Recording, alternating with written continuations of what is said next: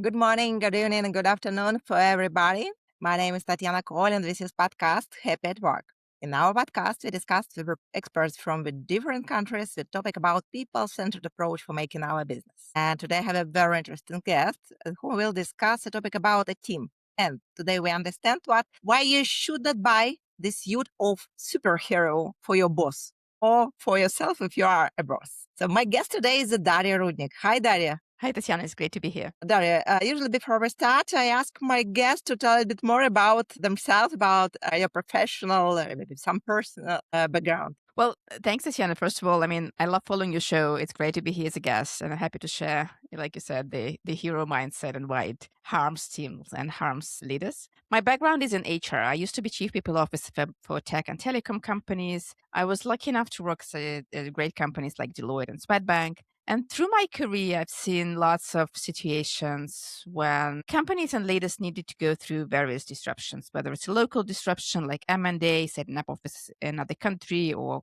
cultural transformation, or global disruptions like economic downturn, financial crisis 2008, military conflicts. And through all of that, I've seen how strong teams can survive and thrive in this world of uncertainty and fast change. And when there's no alignment on the team, it all goes down to closing the business. Daria, my first question for you, why the leader should not be a hero in this world? You describe I think it's a really dangerous world with a lot of crises. And usually in this world, we are waiting for a superhero because the movies show us what the hero could save everybody. But I know what you tell to all the leaders in an organization, stop to be a hero. I love the question. And the reason is, there is this notion of a leader. And when you say a leader, what can you imagine? You see someone on the hill with a cape, and there's a crowd following them. And this leader is going to save the world, save the country, whatever situation is in right now. But when things are changing so fast and there's so much complexity, no single individual can handle it all on their own. And what is possible to do that with a team. So that, because you have capable people on your team, they have expertise, they have their knowledge, they have their networks. So why not utilize that? So instead of being there and trying to save them all, I'm telling to leaders that, well, stop being a hero and stop. The era of heroic leadership is gone. Now it's time for empowered teams. So instead of saving the team, you need to facilitate meaningful conversations and let the team empower the team to go and solve problems together. And since you've mentioned this metaphor of a superhero, you can still be a superhero. And I'll tell you, a team of superheroes, you all know this team of superheroes that save the world. There is no one single person, but a group of them. Each has different skills. Each can be leader at different points of time. That's kind of superheroes we need right now, and not a solo leader, not a solo hero. For me, it's a really interesting perspective. Not only the solo hero, but the team of heroes. And my next question for you, what should make a leader for changing their behavior, especially if a leader habits to be the hero for a long time, to be number one for all the employees? What should the leader change and how he or she could do this? That really is a great question. And I hear that a lot when I work with leaders. And I tell you, I'm biased. I work with great people who want to be good leaders for their team because otherwise they wouldn't come to me. Or they ask a question, okay, I want to empower my team. I want to be there for my team. What should I do? And how can I do that? And the first question is don't do anything. The only thing you can do is go there, meet your team and ask them one simple question. What is that you think we should do together so that we can become a better team? One question. And don't say anything. Wait for them to respond. It's their decision. It's their ideas. You can discuss. You can give some input after they said something to you. But the first thing is ask them that question. And whenever you have a question, how many one-to-ones do we need to have? How often do we want to meet? What are the key criteria for success? How do we monitor our performance? Ask them that question. You don't have to decide everything yourself. You can do it with your team together. And that really is a great question. And I don't hear that a lot. So I'm really glad you asked that, because with all the culture, I mean, it's important to support the team members. It's important to develop team members. But we kind of created this culture of employees waiting to be engaged and waiting to be motivated. My leader need to engage me. My leader need to set me goals. My leader need to encourage me. My leader need to help me grow. I'll just sit and wait when this will happen. Because, I mean, what can I do? I cannot do anything. Well, yes, you can. Yes, you can. The first question I would recommend anyone who wants to change something to do is go to your leader and ask them, how can I help you? How can I make your life easier? And that's a great start for the conversation. You don't want to change the leader. You want to help them. And you can help them by being more proactive, by building the culture you want to be in, because they want to build the culture you want to be in. You want to build the culture you want to be in. So join your efforts, but start that by asking, how can I help you? I think it's really great questions. It's one of the best way for building really strong connections if you're a leader. Daria, I know what were a lot of leaders. It's one of the powerful part of the leaders what they could control all the details. Especially, it's a part of perfectionists, people who want to build a brilliant business, who want a brilliant service. We control freaks. What could you recommend to the people, especially in the business starts growing very fast? What could you recommend? How to make a reframing of the control, maybe how to redefine it, how to become the leader who get more empowered to their people and less, and maybe have less control for every particular detail of business. Well, it can be really challenging for people, especially for founders who started the business, growing the business, went through hard times by making most of the decisions, because that's critical at the initial growth stage when you just launching the startup, you're launching the business, you're launching everything. You want to be in control. You want to understand everything. At some point when companies growing really fast and the complexity is growing, I mean, you probably most people understand that they cannot control everything, but it's still very hard to let it go. And more importantly, you don't always know what you can let go and what you need to keep to yourself. And I get the challenge. I understand that. Well, the thing that helps me, that helped most of my clients is, again, you don't need to decide it all by yourself. Well, you can talk to your team and say, okay, here's all the decisions that we're making. Like, what do you think you can step in? Where do you think we need to make decisions together as a team? Think of what you want to keep to yourself, something that's really critical, something that's really valuable, and try to delegate one small thing, like one small decision. I'm not talking about that. I'm not making this decision. I know it might be hard. To make it easy for you, ask them to come back and confirm the decision. So they're making decision, but they're coming back and confirm it. That's step number one. When you feel safe, when you know, okay, they're making good decisions, they can handle that, they stop coming to you to confirm that. And then you give another decision. And so step by step, create a playground for decision making. Do something.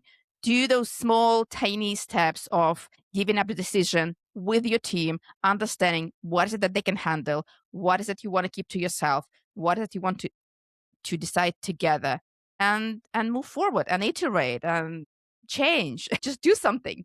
I want to ask you about the culture. It's from one side, it's we have a lot of strong culture in the organization which are built on the values of their founder of the organization. We have a lot of examples of this organization. From another side, when you start to work with a team, you have, I think, two risks. From one side, you could be all the times number one and your values will dominate. So we will attract only the same people who ready to say, yes, we like what you are doing, we like the way you are doing. So we share all what you want to do, all your values. So it could close for us the way for diversity, for different opinions, for the tough discussion, for some positive conflicts inside the organization. So what could you recommend, Rita, how to find this right balance between my personal value, who will define the culture, and the team values, which could be more wider than just the leader value? And how could you answer to these questions about this balance? I feel the challenge. And I've been through the situations when, oh, we're looking for culture fit. We're looking for people who are like us. And I don't really support that, because if that culture fit is how you feel about the person, is how you feel about the culture, that's not going to help you. Because, and I don't really, I mean, honestly, I'm not a fan of values like keeping the values and sticking to the values and having them as a kind of criteria for hiring, or firing, or making decisions. What's important is how those values translate into the behavior, how those values are connected to organizational goals. And those connections are what matters. So you can have the same values, you can find people with the same values, but you're looking for people who can demonstrate different types of skills, different type of capabilities, different type of creating impact in the organization. Because that's what you're looking for. You're not looking for integrity in general. You're looking for people who can make decisions that are aligned with your corporate culture. You're looking for people who say the same thing and they do and execute on what they said. So look for behavior indicators of the culture. Don't stick to words, because words can have different meanings for different people. But behavior, I mean, it's pretty obvious. You see what you see. Very interesting. What at all the times when we talk about leaders, they also ask about conflicts.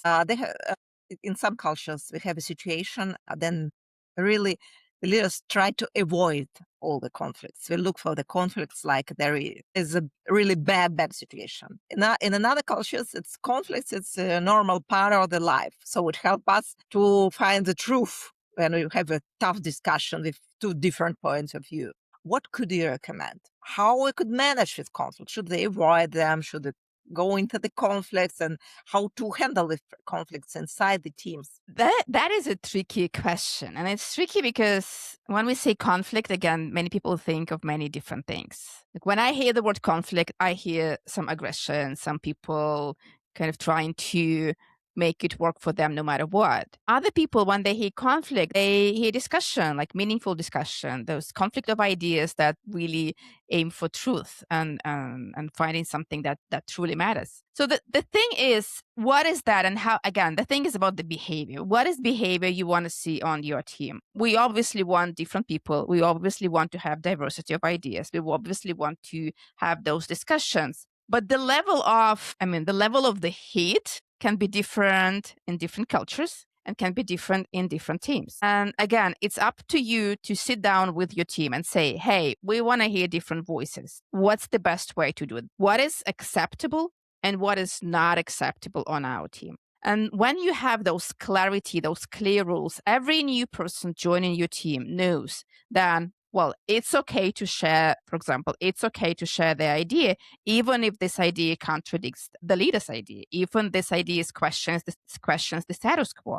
However, it's not good to say it, let's say, in the team settings. It's good to mention that only in one-to-one. I'm just giving you an example. But the way you decide in your team how you want to handle those kind of situations helps the team members know what's accepted, what's not accepted, helps newcomers to understand how to raise those difficult and important questions and still be in peace and keep this culture like you want it to be. Times in our podcast, we discuss the topic of feedback. And I think it's one of the important tools for all the leaders, for all the teams, which help them to develop. Another way, it's really difficult for some people. Also, depends on culture, but sometimes we look for feedback, like for critics, not for the reason for developing. But what do you think about feedback? How could company, how could organization, how team could implement feedback as a tool which helps them to go forward like a team, to help them with personal and team development?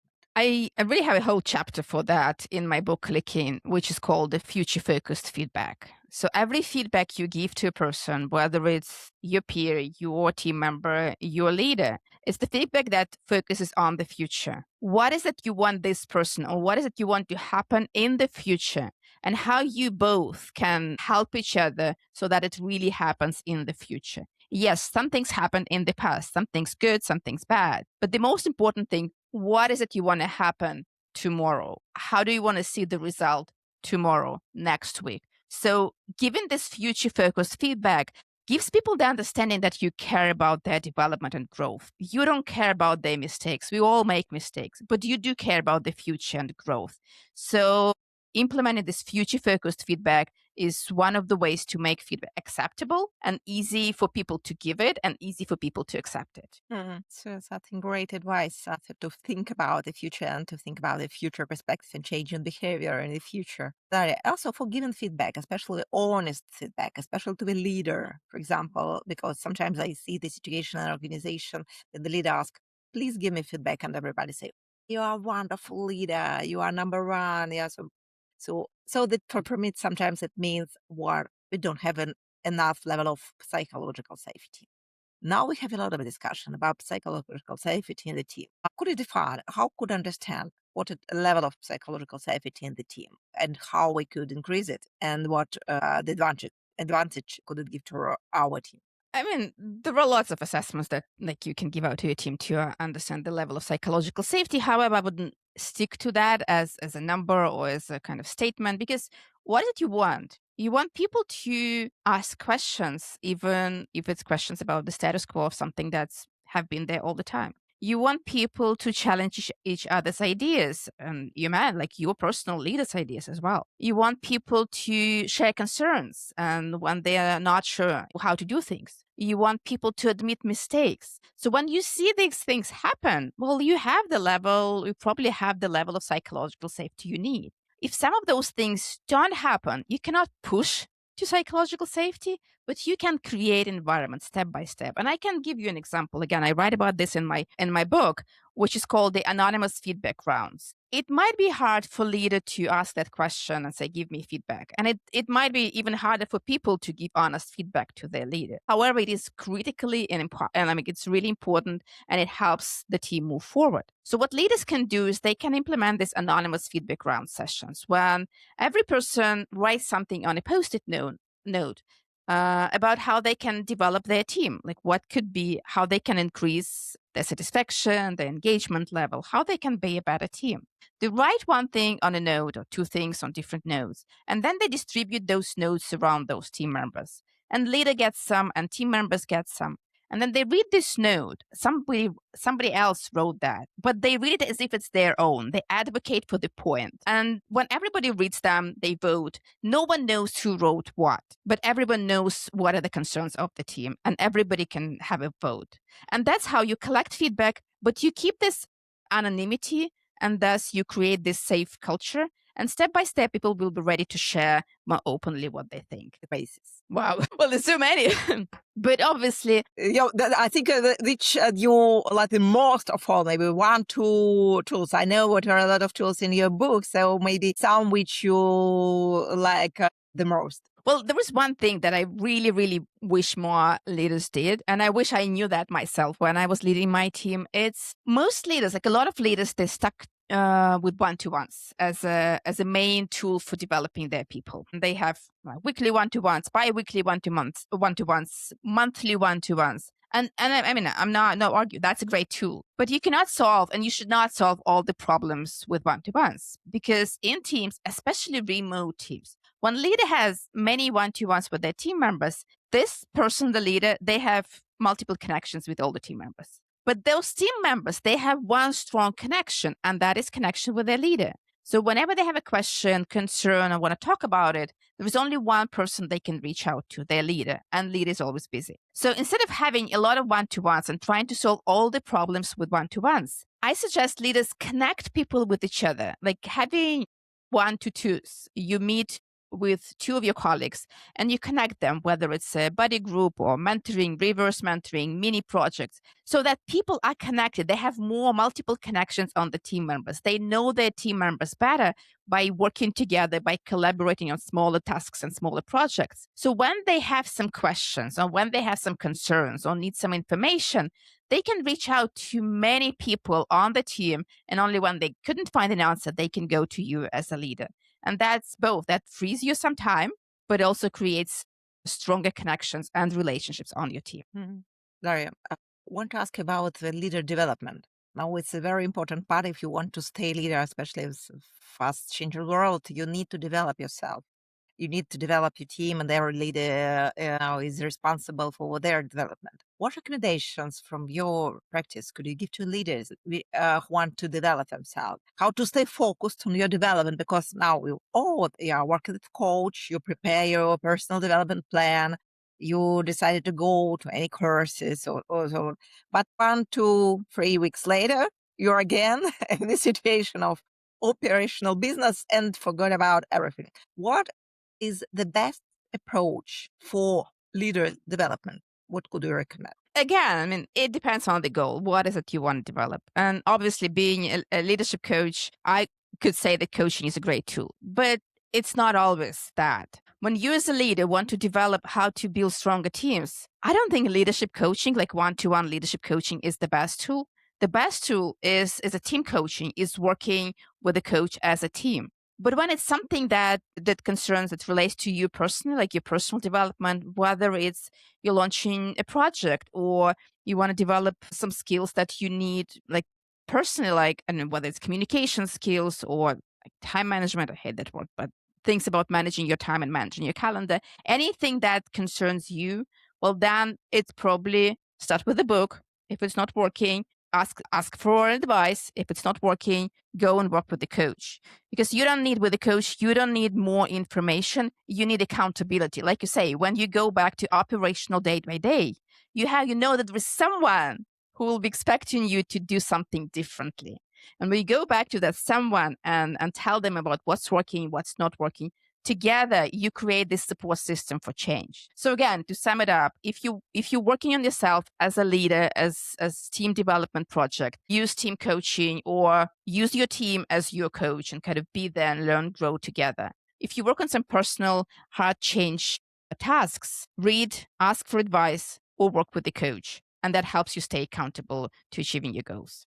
Some teams which have studied the coaching style of leadership. It was very, very interesting. It was absolutely different from another type of team.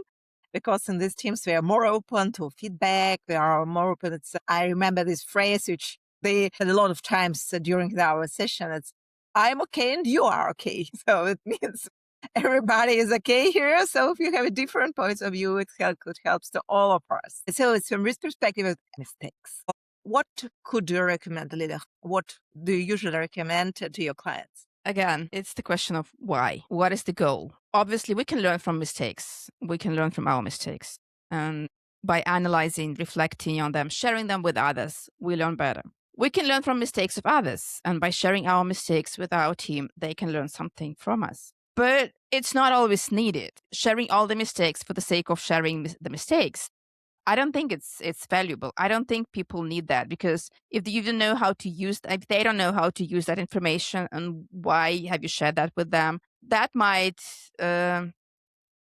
disrupt them the way you don't want them to be disrupted. So if you feel like you can learn something by sharing the mistake, if you feel like your team can learn something by learning about your mistake, obviously, like, go and share it and talk about it. But if there is something that just happened to you, you've learned that, you know that it's not going to happen anymore, you don't need anyone to help you analyze why this happened. I don't see a point. Like, why?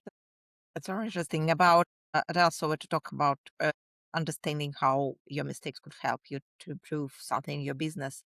You need a skill, a reflection skill. How could you recommend for teams and also personally into your teams to make a reflection? Because I think it's really important to look not only forward, but it's also look in the past and reflection about our decision, about our achievements, and so on. What are the best tools for doing this alone and also inside the team? Well, I mean, I'm a huge fan of regular reflections. I have a notebook when I record. I have the weekly, monthly, quarterly, and yearly reflection schedule that I try to keep up with. For teams, like many agile teams have this practice of retrospection. And when they have those retrospective sessions, that's a reflection section when they talk about what's working, what's not working, what they want to do next. So if you're not an agile team that does this retros, well, implement them, use them. And again, in my book, I have a scenario of how to do this team reflection session. Do that on a whatever weekly basis, monthly basis, bi-weekly basis. depending how your team wants it to be. So ask your team, hey, let's have reflection sessions. Let's learn from it. How often do you want it to happen?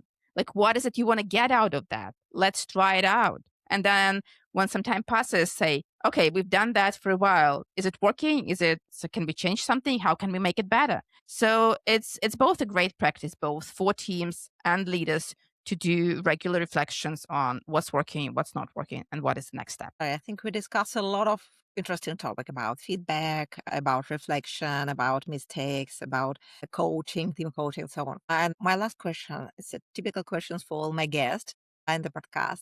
What three main tips that you could give to leaders who want to stay to be a hero and who want to build a strong team? Okay. So my first one would be go to your team, ask them one question. What can we change today to be a better team? The second one would be think of how you can connect team members with each other, not just with you on again, buddy mentoring mini projects so that they have multiple connections. And the third one, give yourself a break. I mean, you don't have to decide everything. You don't have to hold everything by yourself. You have a group of people who can be there with you, who can help you and support you if you let them do that. Daria, thanks a lot. I could add one more tip to my tip is read the Daria's book about him, because I think there are a lot of answers for different questions of leader and the team. You could find the book. Oh, that's great. It's a book clicking. I hope we could share the link for this book further in this book. Read it not alone, but read it with your team. I think it's much more useful if you decided to develop your team. Read it and do it. Try it. I mean, it's really practical. Just try. Don't just read it. Daria, thanks a lot for your participation in our podcast. Thanks for having me. It was a great pleasure. Love the questions. Thanks for having me here. Today in our podcast, we discussed a very important topic: what leaders should stop to be a hero and why he or she should develop the team. What tools you could use as a leader for developing your team, as a reflection, feedback tools, and different tools that you could find in our guest book with name Clicking, and the link you could find in the episode description. So this is podcast Happy at Work. My name is Tatiana Kobel. Stay connected.